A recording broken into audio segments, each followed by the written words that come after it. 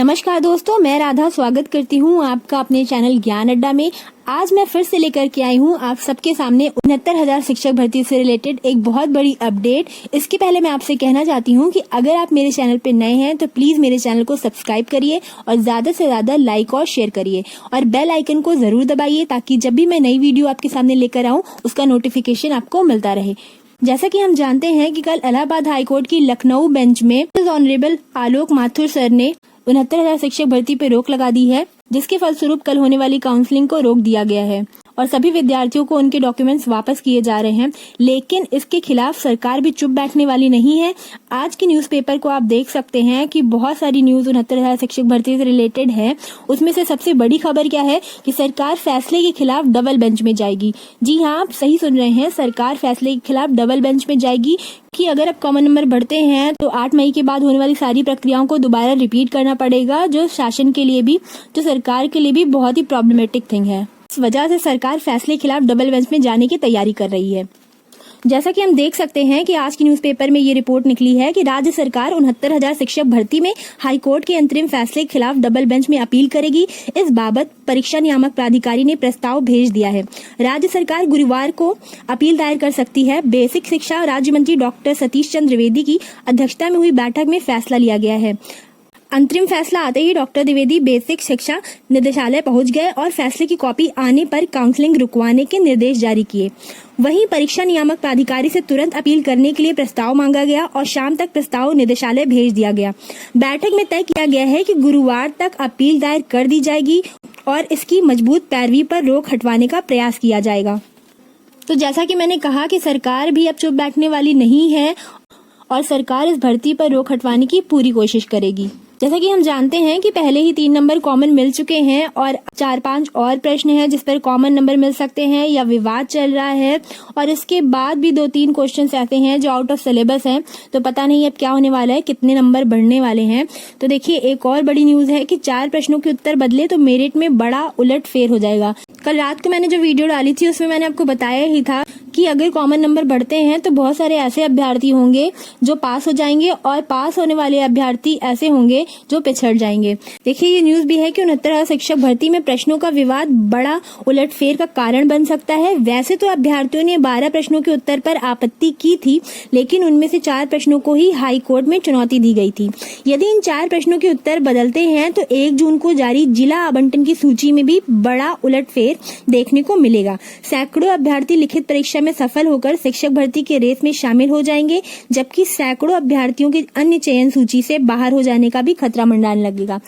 जैसा कि हम जानते ही हैं कि जो मेरिट गई है वो जनरल की 67.1 गई है और ओबीसी की 66.7 गई है। वहीं एससी की जो मेरिट है वो 61.5 गई है। लेकिन अगर कॉमन नंबर बढ़ते हैं तो बहुत सारे ऐसे अभ्यर्थी होंगे जिनका एकेडमिक मेरिट बहुत ज्यादा होगा, और अब वो अगर इस भर्ती में शामिल होंगे तो बहुत सारे ऐसे अभ्यर्थी जो अभी पास हैं, काउंसलिंग में भाग लेने के लिए जा रहे थे, वो सब इस काउंसलिंग से आउट हो जाएंगे। तो इसलिए इस भर्ती में बहुत सारा उलटफेर हो सकता है। अब इसको रोकने के लिए सरकार क्या करती है ये तो देखने को मिलेगा हमें बाद में। कल जब काउंसलिंग स्टार्ट हुई थी तो शाम के 3 बजे तक 353 अभ्यर्थियों ने काउंसलिंग करा लिया था। उनके डॉक्यूमेंट जमा कर लिए गए थे, लेकिन बाद में स्टे के बारे में पता चलने के बाद काउंसलिंग को रोक दिया गया और उन अभ्यर्थियों के डॉक्यूमेंट्स वापस किए गए। वहीं आज की एक और बड़ी खबर ये है कि शिक्षक भर्ती में पिछड़ी जातियों के साथ किया जा रहा है अन्याय। जैसा कि हम लोग डिस्कस कर रहे थे कि पॉइंट 4 के बीच में 18,000 ओबीसी की सीटें कैसे भर गई, क्या ओवरलैपिंग नहीं की गई है, इस बारे में भी विवाद चल रहा है। कई छात्र नेताओं ने शिक्षक भर्ती पर सवाल उठाए हैं। छात्र नेता विपिन नागर ने प्रदेश के अंदर होने वाली 69 प्राथमिक विद्यालयों के शिक्षकों की भर्ती में पिछड़े वर्ग की तरह किए जा रहे अन्याय को सरकार की सोची समझी साजिश बताया है। गौरतलब है कि विपिन नागर का आरोप है कि सरकार द्वारा पिछड़ी जातियों के साथ चुपचाप बड़ा खेल खेला जा रहा है। पिछड़े वर्ग की जितनी भी जातियां हैं उनके साथ अन्याय हो रहा है, ऐसा छात्र नेता का कहना है। उनको मुख्य धारा में आने से पहले ही बाहर कर देने की साजिश रची जा रही है। जैसा कि हम जानते हैं कि भर्ती के लिए सामान्य वर्ग के 36,614 अभ्यर्थियों के लिए 34,500 पद और ओबीसी के 84,868 अभ्यर्थियों के लिए 18,630 पद और SC के 24,308 अभ्यर्थियों के लिए 14,490 पद थे। वहीं ST के 270 अभ्यर्थियों के लिए 1,380 पद निर्धारित किए गए थे। नियम के अनुसार उच्च कोटि में सफल अभ्यर्थी पहले अनारक्षित सीटों पर नियुक्त होंगे, फिर आरक्षित श्रेणी के पदों में उनकी मेरिट को भरा जाएगा। इस प्रकार उच्च मेरिट के होते हुए भी आरक्षित वर्ग के SC OBC के अभ्यर्थियों का हक छीना जा रहा है, जिससे कि OBC वर्ग के लगभग 15,000 अभ्यर्थियों को सरकार शिक्षक बनने से रोक दे रही है। तो इस बात पे भी बड़ा विवाद चल रहा था कि ओवरलैपिंग की गई है कि नहीं की गई है। OBC के बहुत सारे ऐसे छात्र हैं जिनका हाई मेरिट है, लेकिन फिर भी उनका सिलेक्शन OBC के सीट पे हुआ था, जबकि उनका सिलेक्शन जनरल की सीट पे होना चाहिए था।